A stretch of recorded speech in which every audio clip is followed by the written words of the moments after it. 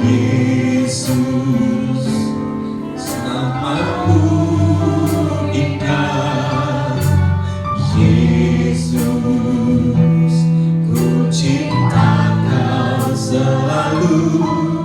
Ku tinggikan, ku agungkan selamanya. Yesus, Kau sungguh baik. Yesus, namamu indah. Yesus, ku cinta Kau selalu. Ku tinggikan, ku agungkan selamanya. Ku mau memujimu, ku selalu pujimu. Ku mau menyembahmu, ku selalu sembahmu. Kau yang layak terima semua pujian, kemuliaan hanya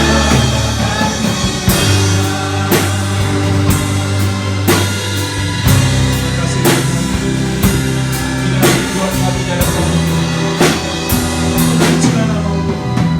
mari coba Tuhan katakan bersama-sama. Amin.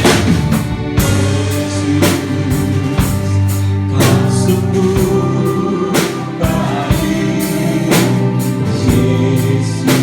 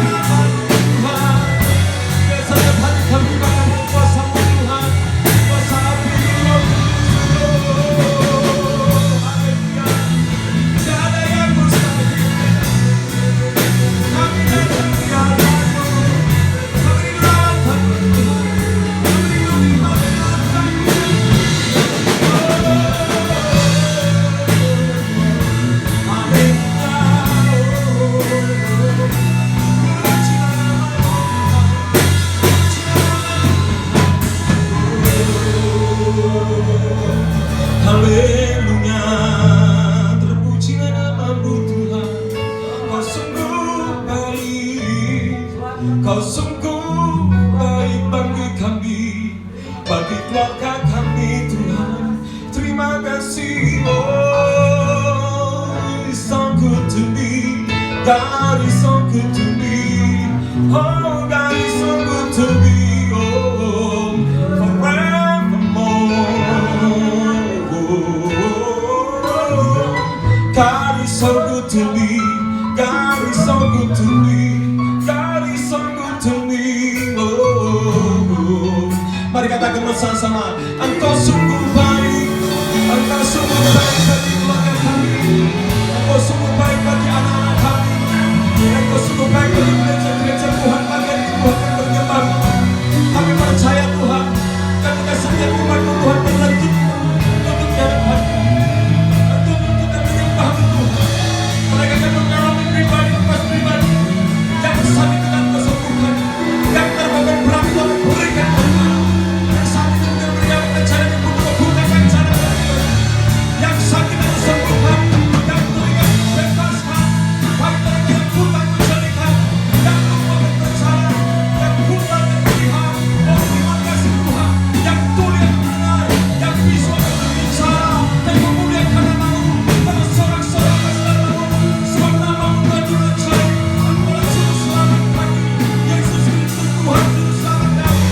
Tidak ada di dunia lain, tidak ada di tempat lain, hanya Yesus, oh, hanya Yesus, hanya Yesus, hanya Yesus, oh, hanya Yesus, Engkaulah Juru Selamat kami.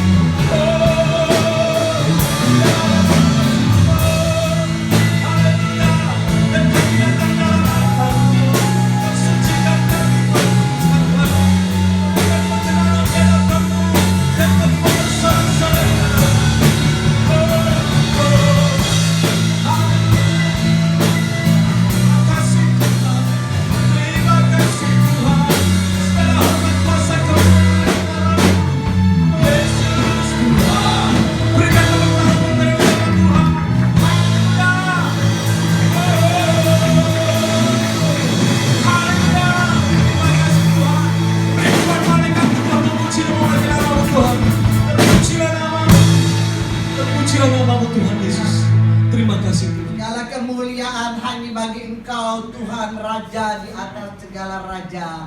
Tuhan yang maha baik, yang maha luar biasa buat kami semua. Kami boleh ada sebagaimana kami ada saat ini karena anugerah Tuhan yang begitu besar. Kami masih bisa beribadah kepada Tuhan karena Tuhan memberkati kita dengan umur panjang, kesehatan, kekuatan, dan semangat. Kami sangat bersyukur Tuhan, Engkau terlalu amat sangat baik buat kami. Sekarang kami semua sudah hadir. Anak-anak-Mu yang masih ada di rumah di perjalanan, biar malaikat-malaikat Tuhan membimbing mereka, sehingga mereka boleh sampai di tempat ini dengan selamat, aman, tentram, tidak kekurangan satu apapun. Di dalam nama Yesus kami bersyukur.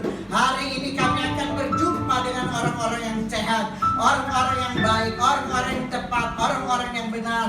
Di dalam nama Tuhan Yesus Kristus. Terima kasih Bapa, terima kasih.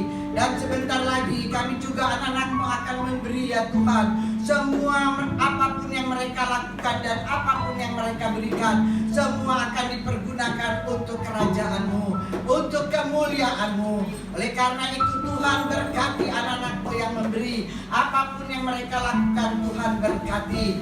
Terima kasih Bapa di surga, terima kasih. Kami akan mentabiskan ibadah kami pada pagi hari ini di dalam nama Bapa, Anak, dan Roh Kudus, di dalam nama Tuhan Yesus Kristus. Haleluya. Amin.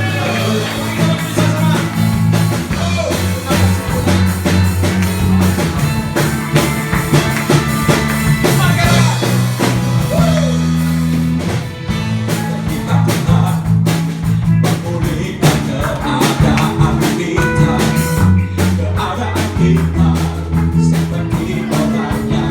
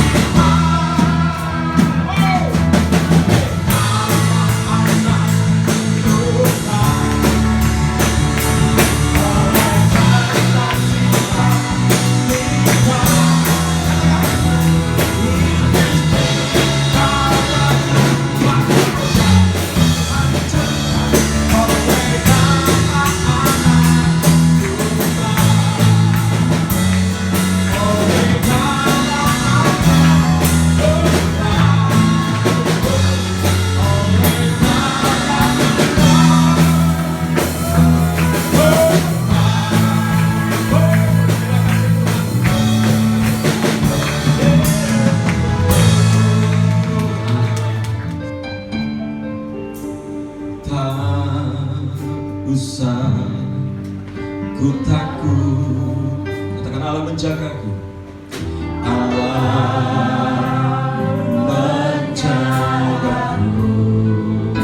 Tak usah ku bimbang, tak usah ku bimbang. Yesus peliharaku, Yesus peliharaku. Amin. Tak usah ku susah,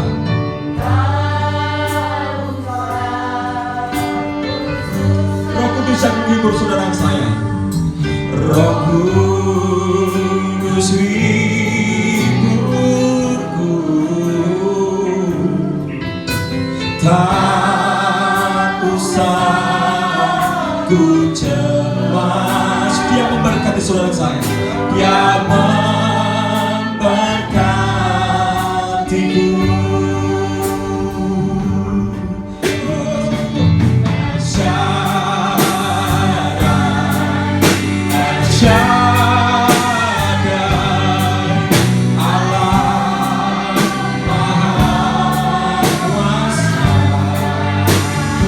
Dia bersama kita.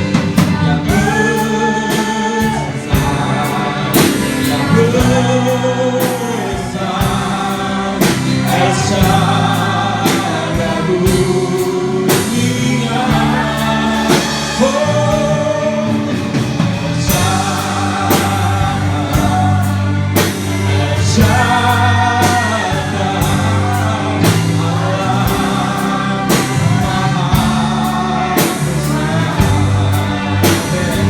Berkat dan melimpah,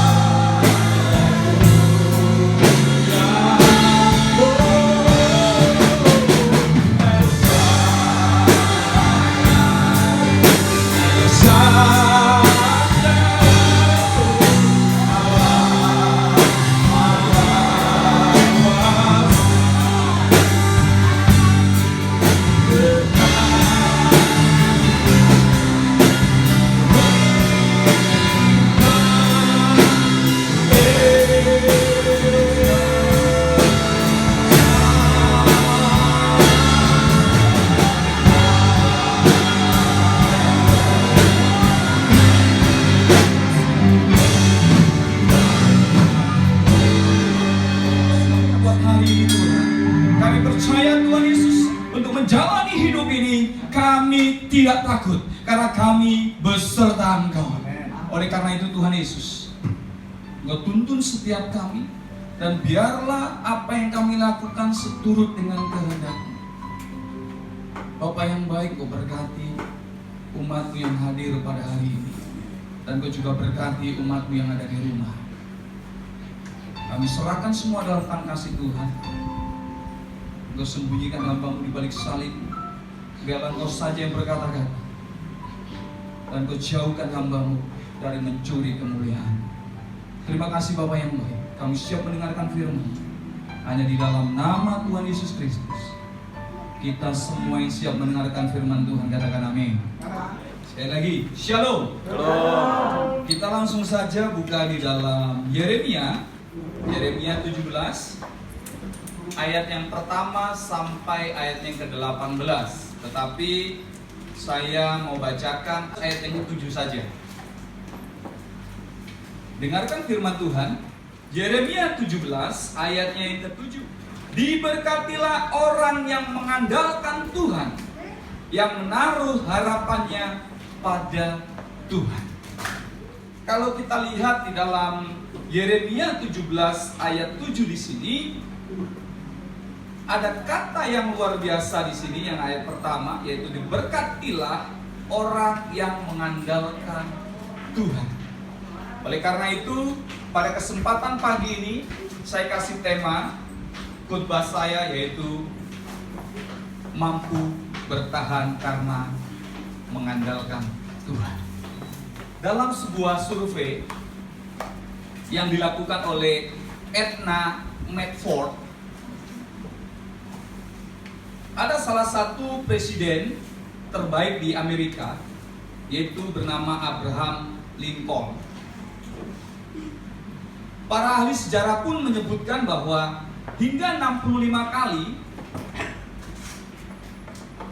itu presiden itu berganti ya. Presiden Amerika ke-16 itu sebagai presiden terbaik sepanjang sejarah.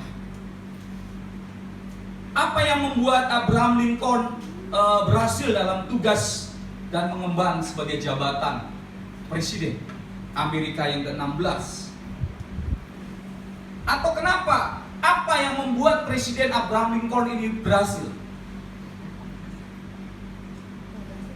Suatu ketika ada seorang yang cukup dengan presiden Lincoln ini. Dia berjalan melintasi sebuah ruangan di depan lorong. Dan ruangan ini adalah ruangan daripada presiden. Dia dengar, kok ada suara berbisik.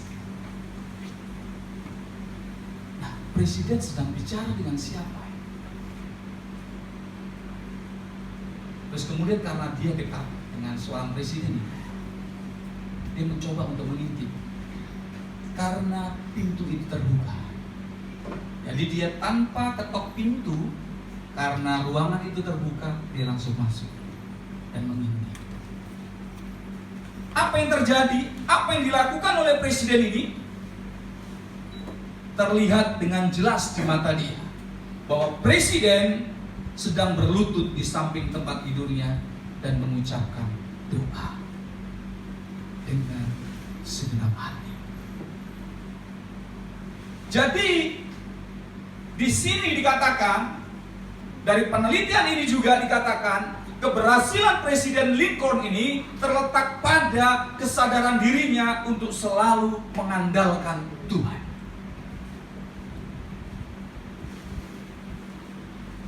Bahkan tercatat dari beberapa pemimpin negara dan juga dari pemimpin-pemimpin Amerika,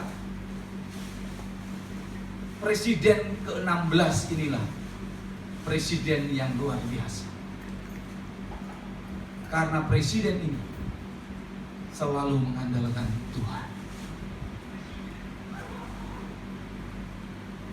Namun saya katakan, ketika kita melihat Yeremia 17 atau pasal yang 17 ini, ayat pertama sampai 18 ini, jauh sebelum presiden Abraham Lincoln ini menemukan kunci keberhasilan hidupnya, Nabi Yeremia telah menuliskan nasihat serupa kepada bangsa Israel.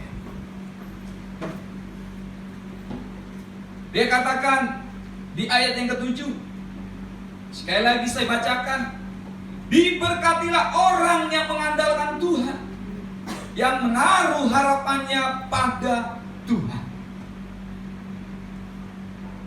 Nabi Yeremia bersuara keras meminta Yehuda untuk tidak lagi berpusat pada penyembahan berhala atau mengandalkan kekuatannya sendiri. Kalau kita lihat, baca mulai daripada ayat yang pertama, pasal yang ke-17. Dosa Yehuda telah tertulis dengan pena besi yang matanya dari intan, terukir pada loh batu mereka dan pada tanduk-tanduk mesbah mereka. Tak bisa dipungkiri, goncangan di segala bidang sedang melanda kehidupan manusia di dunia ini. Terlebih lagi di masa pandemi ini. Apalagi hari ini, tepatnya Minggu, kita akan mendengarkan pengesahan dari gubernur, maksudnya gubernur tanpa izin presiden, maksudnya seperti itu. Dia akan ketok hari ini, nggak tahu jadi atau tidak, bahwa konon katanya ya, PSBB yang kedua akan diberlakukan, atau bahasanya adalah bahasa Pak Anies Baswedan, injak rem, seperti itu. Dan jika itu nanti hari ini diketok, berarti gereja juga akan ditutup kembali, kantor-kantor akan ditutup kembali. Saya baru kerja seminggu, saya nanti ditutup lagi kan, nah, seperti itu. Tapi kita tidak perlu takut, intinya kalau memang itu diberlakukan ya kita tunduk kepada pemerintahan. Tetapi saya lihat menteri-menteri juga sudah mulai geram, sudah mulai angkat suara. Mungkin juga strategi Pak Presiden sudah jangan dulu bersuara, biar menteri yang bersuara. Karena apa? Ketika pengumuman belum terjadi, hanya sekedar informasi akan diketok peraturan, yaitu akan ditutupnya gereja, tempat usaha dan lain sebagainya. Apa yang terjadi?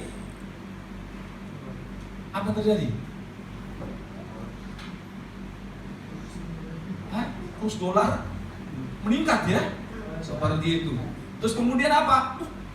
Melemahnya apa? Rupiah, seperti itu dan lain sebagainya. Itu langsung signifikan. Angka itu langsung signifikan.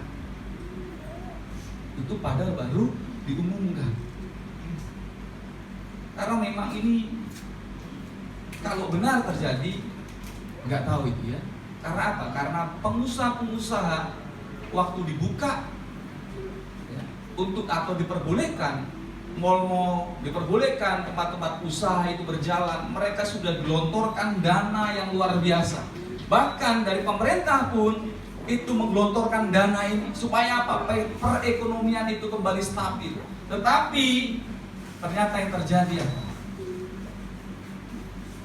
Ini mau ditutup kembali. Pengusaha sudah menggelontorkan dana luar biasa.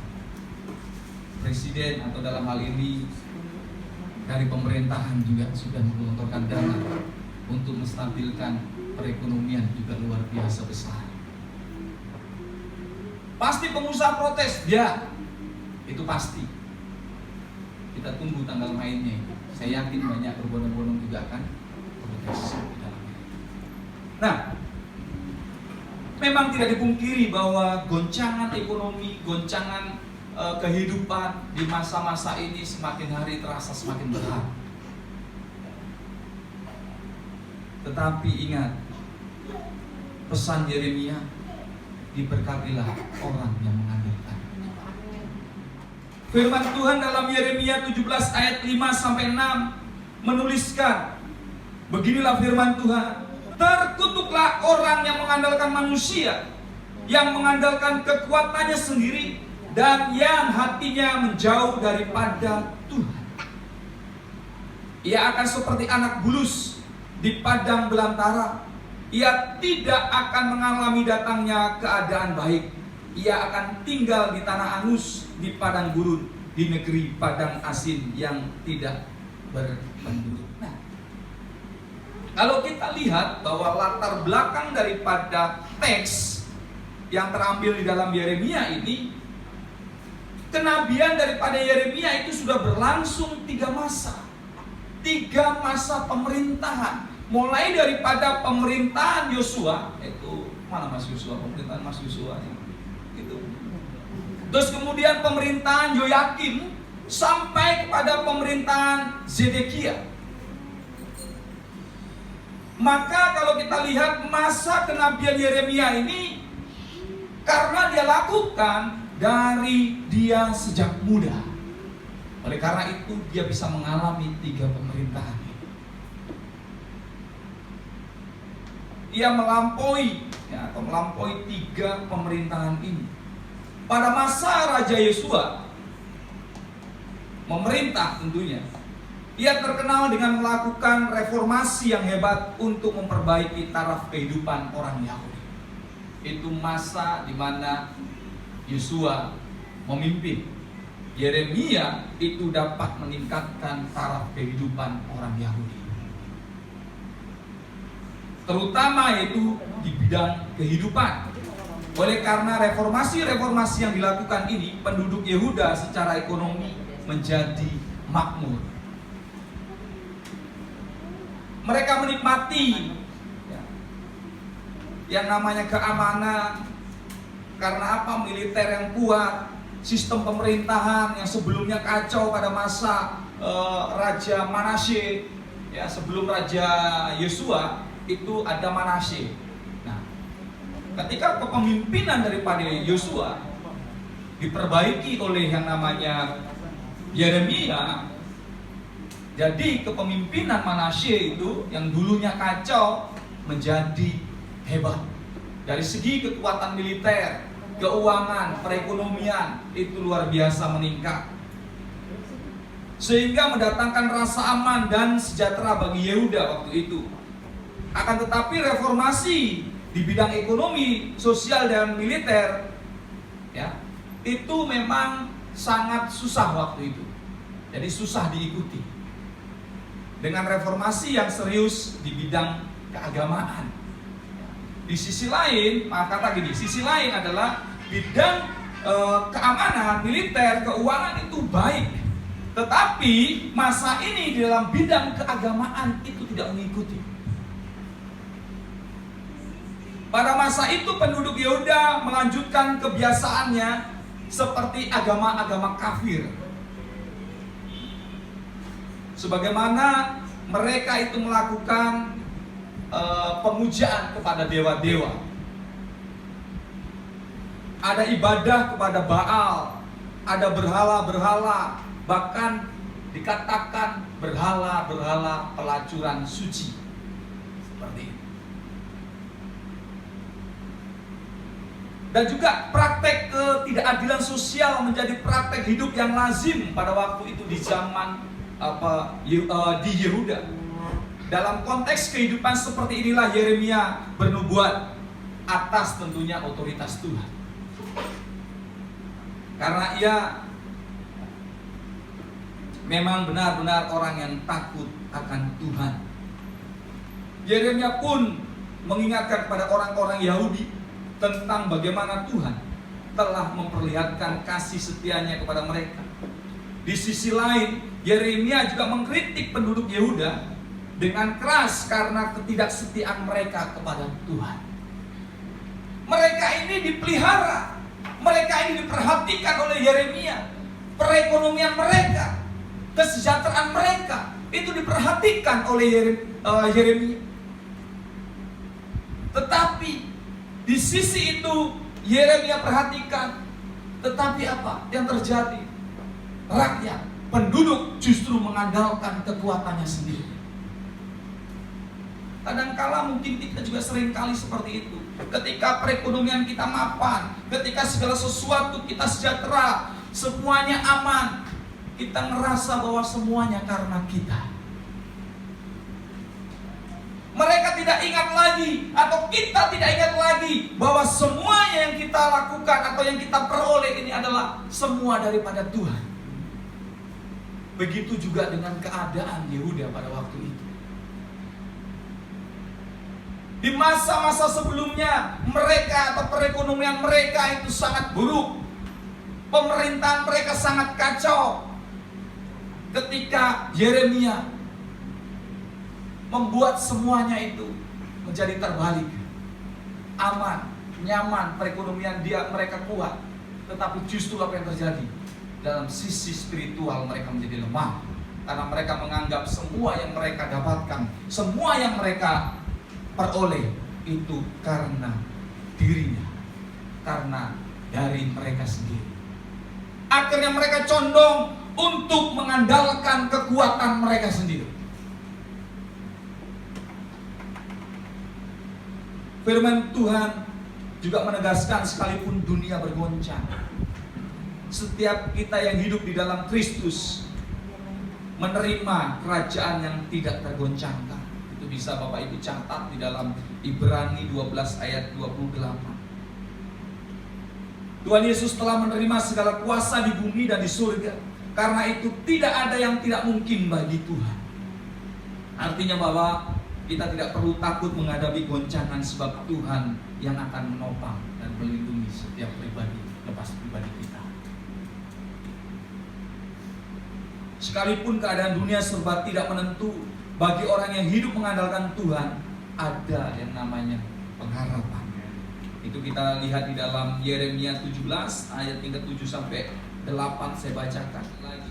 Diberkatilah orang yang mengandalkan Tuhan, yang menaruh harapannya pada Tuhan. Ia akan seperti pohon yang ditanam di tepi air, yang merambatkan akar-akarnya ke tepi batang air, dan yang tidak mengalami datangnya panas terik, yang daunnya tetap hijau, yang tidak khawatir dalam tahun kering, dan yang tidak berhenti menghasilkan buah. Artinya bahwa orang yang mengandalkan Tuhan pasti Tuhan pelihara. Bukan hanya bisa hidup, kalau kita lihat di dalam ayat yang ke-8 ini, bukan hanya bisa hidup, tetapi dia bisa menghidupi, dia bisa memberi hidup karena dia berbuah. Kalau kita mengandalkan Tuhan, harusnya kita bukan hanya sekedar hidup, tetapi kita hidup berbuah. Kita hidup memberkati banyak orang. Atau dalam hidup kita, dari hidup kita orang bisa diberkati. Kita lihat hidup kita, apakah sehari-hari kita isinya mengeluh? Kalau kita mengeluh berarti kita akan tidak diberkati. Kalau kita diberkati berarti kita tetap tersenyum. Orang melihat kita, itu anak Tuhan selalu tersenyum, selalu manis. Nah, seperti itu. Sudah ada gaji, sudah ada duit, tetap manis. Seperti Mas Yusua, tetap segar, bugar, kan gitu kan. Uang kantong kempes pun tetap tersenyum, tetap keliling berbagi berkat. Saya lihat, waduh. Tapi tetap jaga kesehatan ya Mas Yus ya. Waduh, keliling terus. Samperin sana sini gitu kan, membagi berkat ke sana ke sini. Nah, itu glory haleluya kata Mas Yusua ya. Nah, ini artinya di ayat 8 itu adalah seperti ini, bahwa hidup kita ini bukan hanya sekedar hidup. Sama seperti pohon ini, dia dialirin air. Musim kering pun dia tetap hidup. Tetapi ingat di ayat atau di kalimat terakhir di ayat 8, menghasilkan buah. Jadi hidup kita bukan hanya sekedar hidup. Selidiki kita, kalau hidup kita hanya sekedar hidup, maaf kata, berarti kita bukan atau belum meneladani Kristus itu. Karena apa? Hidup kita harus dapat menghasilkan buah. Dan buah itu bukan terasa pahit. Buah itu harus terasa manis yang bisa dinikmati banyak orang. Kalau kita menghasilkan buah tapi buah itu pahit, buat apa? Kalau kita menghasilkan pundi-pundi berkat tetapi itu tidak dinikmati orang, disimpan di gudang, gitu kan, buat apa? Hari-hari ini saya memang sedih, ya sedih.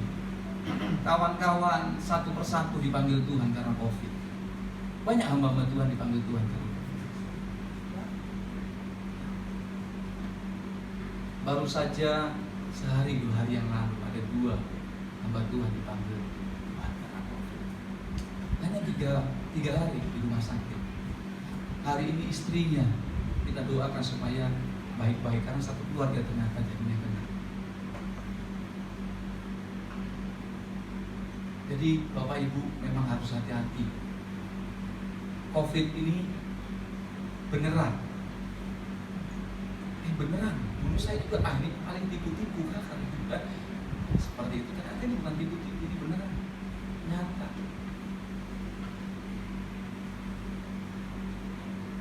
Awal-awal memang parno saya. Benar parno awal-awal itu. Sayangnya sih mungkin enggak ya. Istri saya yang parno awal-awal, saya dari luar gitu langsung semprotin saya. Ingat itu bulan-bulan 3, bulan 4, stop gitu kan, semprotin. Coba semprotin, pakai semprot burung gitu di rumah kita, gitu kan, dari ujung rambut sampai ujung kaki. Terus disuruh berbasuh dulu di bawah gitu kan, suruh copot baju di bawah gitu kan, dilempar itu baju seperti itu. Awal-awal seperti itu, sambil parno gitu ya, kayak gitu. Terus kemudian mulailah enggak. Tapi setelah mulai enggak itu mulai kehidupan orang mungkin juga mulai enggak berpikir lagi dampak daripada COVID ini. Harusnya kebersihan itu sudah menjadi gaya hidup kita. Kalau habis dari luar cuci tangan, cuci muka, dan sebagainya. Akhir-akhir ini saya mulai lakukan lagi. Dulu cuma cuci tangan aja, tapi sudah seminggu 2 minggu ini kan dari luar seperti ini, dari kayak gini saya langsung bukan cuci muka, cuci kaki, cuci tangan, enggak, langsung mandi ganti baju. Seperti itu jadikan gaya hidup. Memang listrik agak boros sedikit karena mesin cuci nyala terus tuh. Terus kemudian apa? Air.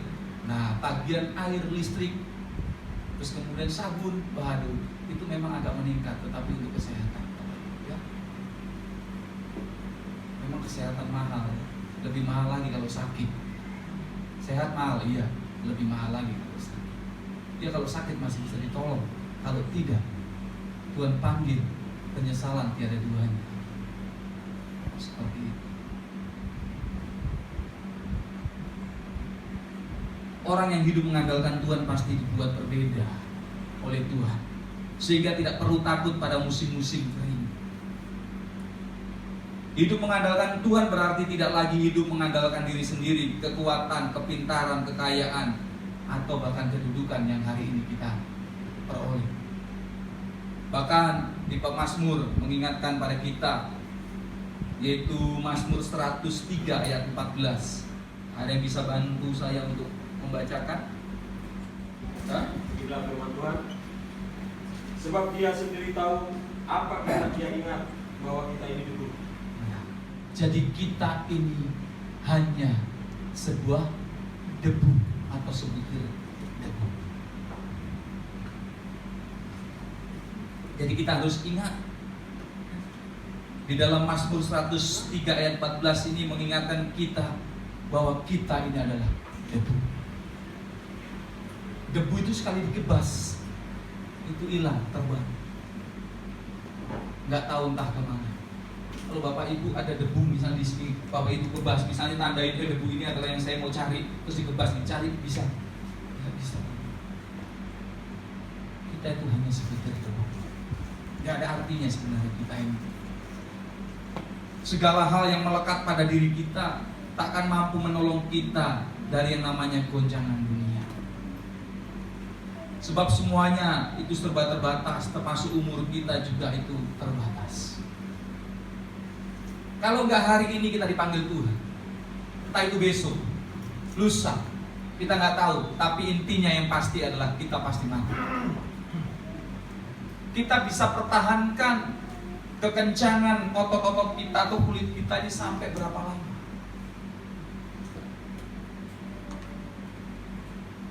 Mungkin orang bisa bertahan, usia 50, 60 masih kencang ya, masih itu kan perawatan, kulitnya ada, seperti itu. Tapi itu salah, enggak. Kalau ada, kenapa enggak? Itu bentuk daripada kita menyayangi tubuh kita. Kalau kita menyayangi tubuh kita, berarti kita menyayangi Tuhan. Kan seperti itu. Tapi ingat, tolak ukurnya harus Tuhan. Kalau kita menyayangi diri kita, tetapi kita tidak menyayangi Tuhan, ya itu berbahaya. Kalau kita kasih diri kita sayangi Tuhan, sayangi kita, diri kita, tolak ukurnya adalah ini semua karena Tuhan. Saya pelihara hidupku itu karena Tuhan. Tapi kembali, bahwa sampai kapan kita bisa bertahan? Sampai kapan?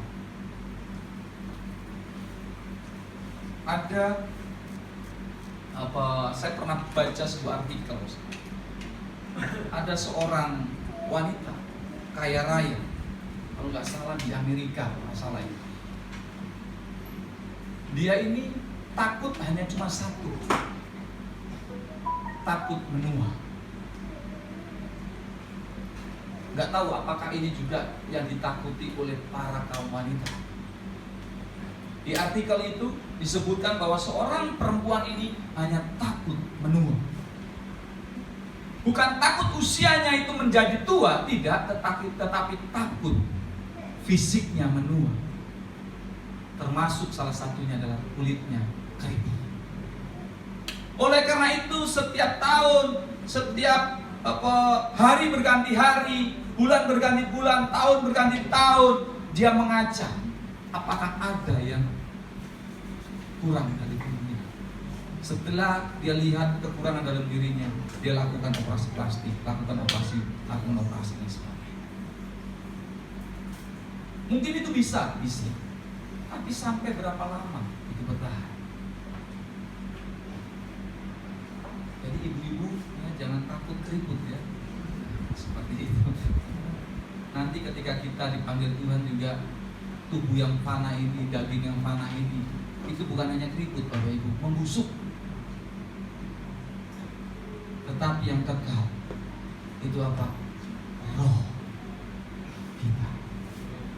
Lebih baik kita membangun manusia roh kita daripada membangun manusia tubuh kita. Bukannya tidak perlu manusia tubuh kita bangun, perlu. Manusia tubuh ini juga berbicara tentang yang namanya salah satunya merawat tubuh kita. Tapi ingat, merawat manusia roh itu kekal, dibawa ke dalam kekekalan. Merawat manusia tubuh itu hanya batas, ada batas waktunya. Mungkin puji Tuhan kalau bisa sampai 70. Karena firman Tuhan sudah dikatakan 70. Lebihnya atau lebih daripada itu bonus. Tetapi ingat, itu juga kesusahan. Nah, kalau Ibu Linda berbicara di mimbar ini, saya ingat sekali. Kalau hidup saya itu di tua saya itu merepotin orang, lebih baik tidak. Saya mau ketika saya meninggal itu masih dalam keadaan kuat, dalam arti bahwa tidak penyakitan seperti itu, bukan begitu ya? Artinya apa? Nggak mau merepotin orang. Saya punya kesaksian sedikit, nenek saya itu sampai ratusan tahun itu usianya, tapi sudah nggak kenal kita, percuma juga, beneran percuma. Kadang saya datang ingetin lagi gitu kan, saya sama istri datang ingetin, ini cucu yang di Jakarta gitu kan. Oh iya bawa duit nggak? Selalu yang ingat duit. Nah, tapi duit nggak itu, nggak lupa loh. Saya mikir juga luar biasa loh, benar duit nggak lupa. Padahal umurnya sudah ratusan tahun. Masalah cucunya, anaknya dia lupa. Benar ini kesaksian real. Cucunya itu lupa, anaknya pun lupa. Mana anaknya? Tetapi bicara dengan duit dia lupa. Saya mikir benar kayaknya firman Tuhan. Serius. Ini saya baru itu studi kasus baru satu orang ya, nenek saya. Kayaknya benar firman Tuhan ini bahwa Tuhan dibandingkan dengan mamon, Tuhan dibandingkan dengan duit. Enggak dibandingkan dengan iblis. Kau bertuankan aku atau iblis enggak? Kau bertuankan aku atau mamon. Ternyata mamon tuh diingat sampai tua Bapak Ibu. Anak nggak diingat, cucu nggak diingat, tapi duit diingat sama nenek saya. Nanti setelah kita ngasih duit, memang tradisinya gitu. Panggil ngasih duit seberapapun, cucu-cucunya, cicit-cicitnya pun seperti itu. Jadi anak-anak saya pun itu datang antri harus ngasih duit. Entah itu 5 ribuan atau 10 ribuan itu antri ngasih. Nah nanti bilang gini, ini sudah. Yang itu belum. Bayangin, perkara itu dia tahu. Ini real, Bapak Ibu. Benar, ada saksi hidup ini istri saya. Nah, istri saya pura-pura pernah ini tahun keberapa waktu itu kita pulang, istri saya itu aja ngelewatin aja terus langsung keluar. Yang itu belum. Akhirnya buka dompet kasih. Bayangin Bapak Ibu, tentang soal itu bisa ingat. Dan ini saya yakin bukan settingan, bukan setting oleh nenek saya, enggak. Ini anaknya, Mbah, ini anak yang keberapa ya? Ini anak yang kedua, tapi yang masih hidup, anak pertama kan sudah tidak ada. Ini jadi diingetin. Oh iya, ini cucunya kan sudah punya cucu, cicit, dan apa itu bawahnya cicit saya nggak tahu. Buyut ya, karena sudah berapa generasi. Kalau saya ini kan cucu seperti itu. Nah kemudian anak dari kakak saya itu cicitnya, terus kemudian anaknya itu kan sudah punya anak lagi, atau sudah generasi seperti itu. Bahkan beliau adalah orang yang tertua di kampung itu. Karena dengar cerita di situ, saya dulu masih anak-anak, mbah ini tuh sudah tua, katanya seperti itu. Dia masih anak-anak, mbah ini sudah tua. Artinya mungkin dia masih anak-anak umur 5 tahun, 10 tahun, dia sudah umur 50 tahun kan mbah ini. Nah, seperti itu. Ketika dia sudah usia 50 tahun, 60 tahun, dia sudah ratusan tahun, 100 sekian tahun. Nah, sama menua, padahal dulu itu adalah anak kecil, anak-anak seperti itu. Nah, kembali lagi pada firman Tuhan. Firman Tuhan hari ini kembali mengingatkan kita pada bahwa kita tidak dapat hidup mengandalkan kekuatan kita. Kita tidak dapat hidup mengandalkan pikiran kita. Kita tidak dapat hidup juga mengandalkan keahlian atau pengalaman hidup kita. Tidak bisa. Mungkin pengalaman hidup kita luar biasa ya Pak. Tapi ingat, itu tidak bisa kita andalkan. Mungkin kita punya saudara kaya raya, punya jabatan tinggi dan segalanya, tapi saya katakan itu pun tidak dapat kita andalkan. Manusia itu pasti mengecewakan. Pasti, iya pasti. Tetapi satu hal saya katakan, Tuhan tidak pernah mengecewakan kita. Saya sering mengingatkan kesaksian ini itu bukan untuk apa-apa, tetapi untuk membangkitkan setiap iman kita. Hidup kami itu semua karena iman. Semuanya karena iman. Maka ketika orang kalau berbicara dengan kami, terus kemudian ada seolah ngomong, kamu itu harus lebih beriman, kamu itu beriman. Saya katakan lagi kepada mereka, sorry, dari awal saya kenal Tuhan, saya sudah hidup pakai iman. Bukan sombong, enggak. Karena perjalanan hidup yang kami lalui itu luar biasa. Ketika kami mengandalkan manusia, kami mengandalkan dokter, ternyata dokter pun tidak bisa kami andalkan. Tetapi ketika kami mengandalkan Tuhan, Tuhan kasih yang terbaik buat kami. Itu karena apa? Kami mengandalkan Tuhan. Puji Tuhan juga saya punya istri yang peka kepada Tuhan. Itu puji Tuhan, iya puji Tuhan. Bahkan pernah kami salah sangka kepada Tuhan, iya. Kami sampai berdoa, saya sampai berdoa itu saya tangking suara itu. Karena setiap kali datang suara itu, kami mengalami malapetaka. Itu kami anggap waktu itu. Ketika suara datang, percaya saja, jangan takut. Suara datang kepada istri. Ingat sekali, dia teriak. Kenapa? Saya peluk. Kenapa? Tadi di kamar terang sekali dan ada suara, percaya saja, jangan takut. Tapi apa yang terjadi? Besok istri saya harus masuk rumah sakit dan istri saya harus operasi. Percaya saja, jangan takut. Istri saya dapat musibah lagi. Ini apa-apaan suara ini? Saya bilang itu bukan suara Tuhan, itu suara iblis.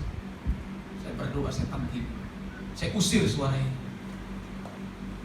Nyata itu bukan suara iblis. Saya belum terlalu peka. Sama seperti Samuel. Berapa kali Tuhan memanggil? Berapa kali Tuhan berbicara melalui istri? Saya anggap itu bukan suara Tuhan. Karena apa? Setiap kali suara itu datang, istri saya justru masuk kamar operasi. Sampai suatu ketika istri saya tidak punya harapan lagi. Di sini juga banyak saksi, ada mama saya tercinta, Ibu Linda Taro. dipotong kanan kiri, yang namanya itu saluran rahim, itu disebut saluran telur, indung telur. Kami sedih. Setiap suara itu datang, istri saya masuk rumah sakit, potong. Saya bilang itu Pak, suara Tuhan, tapi dalam nama Yesus. Kami teging itu. Sampai suatu ketika, ternyata suara itu benar. Engkau jangan mengandalkan manusia. Waktu dipotong satu, kami masih bisa bersyukur. Saya peluk dia, saya gandeng tangannya, kita bersyukur. Tuhan masih kasih harapan 50%, tidak apa-apa. Tuhan pasti tidak mengecewakan kita, karena kita melayani Tuhan. Potong lagi, mau apa? Mau kasih pengharapan? Ya tenang aja, nggak apa-apa ya. Peluk tetap, tapi sedih. Sisi lain ada jemaat datang kepada saya, Pak Pendeta, doain saya. Saya sudah 2 tahun, 3 tahun nggak punya anak. Doain kami doakan. Berapa bulan kemudian dia datang, puji Tuhan, istri saya sudah mengandung. Haleluya, puji Tuhan. Pura-pura sembuh. Tapi pulang ke rumah Tuhan, orang lain kau izinkan, hambamu tidak kau izin. Protes terjadi, iya protes terjadi. Hamba Tuhan pun bisa protes. Ketika itu saya protes, Tuhan, saya sudah melayani Engkau. Saya hidup karena iman. Saya hidup melayani Tuhan. Tawaran-tawaran ini dan itu saya enggak, tawaran bisnis dan sebagainya enggak. Kalau tawaran melayani saya oke. Tapi seperti itu. Tapi Tuhan hantam kami luar biasa. Justru engkau jangan mengandalkan kekuatan manusia, kecanggihan alat, kecanggihan dokter. Justru Tuhan buktikan itu ketika tidak ditutup dua-duanya. Mungkin kesaksian kami bukan apa-apa. Justru Tuhan pakai ini supaya kami menjadi saksi. Ketika tidak ada harapan, manusia tidak bisa memberikan sebuah harapan, manusia tidak bisa menciptakan sebuah harapan, manusia tidak bisa menyenangkan atau kesenangan sesaat. Harapan tidak ada. Di situ Tuhan tunjukkan. Justru ini saya mau tunjukkan. Ketika harapan semua sudah sirna, ketika tidak ada pintu, tidak ada jalan, engkau masih ingat aku. Dibukalah, Tuhan bukakanlah itu semua. Oleh karena itu, mulailah istri hamil. Istri hamil itu bukan senang tahu, was-was dalam diri saya. Jujur saya. Kami datang ke rumah sakit bukan kami senang, kami takut, apalagi diperiksa. Ya, kalau periksa pertama langsung dapat hasil, yaitu mengandung, itu hamil sebagainya, itu puji Tuhan. Ini enggak, digantung kami. Ya itu kayaknya ada titik, pakai kayaknya lagi. Dan dulu juga ada titik, itu sudah besar di situ. Dok, tapi ini sudah bulan depan kau datang lagi. Bayangin digantung sebulan, tuh pikir enak, tidak. Apalagi kondisi istri waktu itu sama persis, sakit ini dan itu. Waduh, sama persis. Ini apa ini? Terus kemudian datang lagi, iya ini ada kehidupan. Kehidupan apa ini? Dua-dua dipotong kok ada kehidupan. Makhluk macam apa lagi nih? Musibah macam apa lagi nih datang kepada kami? Bukan senang.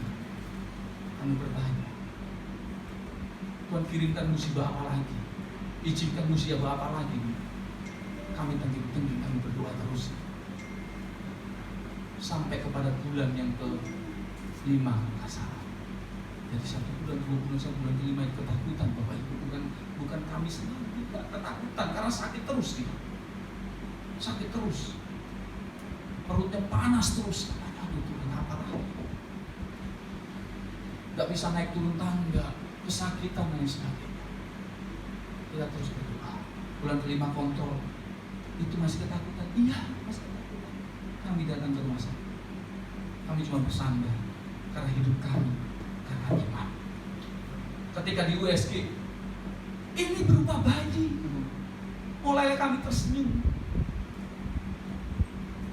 Coba cek lagi dok, kami memastikan, kami nggak tahu apakah itu benar atau tidak. Pasti benar. Mulai sejak itu istri saya tidak pernah sakit. Mulai sejak itu kemana-mana dia tidak pernah sakit, tidak panas perutnya dan sebagainya. Ketika anak kami lahir, apa yang terjadi? Sakit penyakit yang dulu dia bawa itu tidak ada semua. Ini luar biasanya Tuhan. Ketika kita, sebatas mana sih kita mengandalkan manusia? Ada batas. Karena manusia itu karyanya juga terbatas. Tetapi Tuhan kita karyanya tidak pernah terbatas. Hari ini saya tutup bahwa firman Tuhan hari ini kembali mengingatkan pada kita bahwa kita tidak dapat hidup mengandalkan kekuatan kita. Kita tidak dapat hidup mengandalkan kemampuan kita, keahlian kita, pengalaman hidup kita. Kita perlu merendahkan diri kita dan belajar untuk taat sepenuhnya mengandalkan Tuhan. Bagaimana caranya? Mulailah membangun mesbah doa dengan rutin. Rendahkan hati kita. Akui bahwa kita tidak bisa menjalani semuanya tanpa Tuhan. Amin buat firman Tuhan. Bapak, kami ucap syukur buat hari ini. Kami tahu Tuhan Yesus bahwa hari-hari ini hidup kami semakin sulit. Hari-hari ini keadaan bangsa, keadaan negara, keadaan dunia juga semakin hari semakin sulit dan memprihatinkan. Terutama keadaan bangsa kami di kota kami Jakarta ini Tuhan. Seolah-olah ketika kami melangkah, di pikiran kami selalu ada rasa ketakutan. Ketika kami mau melangkah, seolah-olah kami tidak tahu kemana kami harus melangkah. Bahkan ketika kami sudah melangkah, rasa ketakutan itu masih ada dalam diri kami. Oleh karena itu Tuhan, kuatkan setiap pribadi lepas pribadi kami.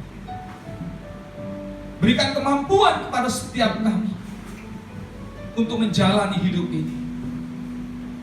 Kami yakin Tuhan, bahkan kami terlalu yakin Engkau akan sediakan jalan yang terbaik bagi umat-Mu. Baik dalam pekerjaan kami, ekonomi keuangan kami, rumah tangga kami, apapun itu Tuhan, kami pasti tahu Engkau sudah siapkan yang terbaik. Oleh karena itu Tuhan Yesus, kami serahkan kehidupan kami dalam tangan Kasih-Mu. Berkatilah setiap kami di tempat ini. Bapa yang baik, firman-Mu sudah selesai. Ampuni hamba-Mu ketika hamba-Mu mencuri kemuliaan. Ampuni hamba-Mu ketika hamba-Mu tidak berkenan dalam tutur kata perbuatan hamba-Mu. Saat ini jemaat Tuhan, izinkan saya berdoa buat jemaat Tuhan di tempat ini. Bagi jemaat Tuhan yang saat ini mengalami letih lesu beban berat, persoalan rumah tangga, persoalan ekonomi, persoalan apapun, angkat tanganmu, taruh tanganmu di dadamu. Saya mau berdoa buat jemaat Tuhan di dalam nama Tuhan Yesus Kristus. Terima dengan iman di dalam nama Tuhan Yesus Kristus. Ingat, pergunakan imanmu, karena iman itu sudah ada di dalam dirimu. Kekuatan itu sudah ada dalam dirimu. Yesus yang ajaib itu sudah ada dalam dirimu. Pergunakan itu. Sebut nama Yesus. Sebut nama Yesus dalam hatimu. Sebut nama Yesus dalam hatimu. Dan saya akan berdoa buat jemaat Tuhan di dalam nama Tuhan Yesus Kristus. Segala persoalan, segala masalah, segala apapun yang dihadapi jemaat hari ini, Tuhan sudah selesaikan. Tuhan sudah selesaikan. Tuhan sudah selesaikan dan Tuhan sudah jalan keluar bagimu, beri jalan keluar bagimu. Terima dengan iman. Dan saat ini jemaat yang sakit, sebut nama Yesus. Sebut nama Yesus. kekuatan itu sudah ada dalam dirimu. Allah yang ajaib itu sudah ada dalam dirimu. Di dalam nama Tuhan Yesus Kristus, engkau hari ini, detik ini sudah Tuhan sembuhkan. Dalam nama Yesus, dalam nama Yesus, dalam nama Yesus, Tuhan sudah sembuhkan. Pegang bagian mana yang engkau saat ini sakit, pegang dan katakan, di dalam nama Tuhan Yesus, aku sudah sembuh. Dalam nama Yesus, dalam nama Yesus, dalam nama Yesus, dalam nama Yesus. Dan saat ini juga saya akan berdoa buat Bapak Ibu Saudara di tempat ini. Segala masa depanmu, segala impianmu, segala apa yang engkau usahakan dan harapkan, itu sesuai dengan kehendak Tuhan. Dan Tuhan pasti buat berhasil dalam nama Tuhan Yesus Kristus. Terima kasih Bapak yang baik, terima kasih Tuhan. Kami bersyukur buat keajaiban yang Tuhan berikan dalam kehidupan kami. Terima kasih buat semua yang Tuhan sudah lakukan, kerjakan dalam kehidupan kami. Dan terima kasih buat firman-Mu hari ini. Jemaat Tuhan yang terkasih, yang sudah terima berkat, yang sudah disembuhkan, yang sudah diberikan jalan keluar, yang harapan dan impiannya Tuhan pasti genapi. Kita sama-sama katakan haleluya, amin.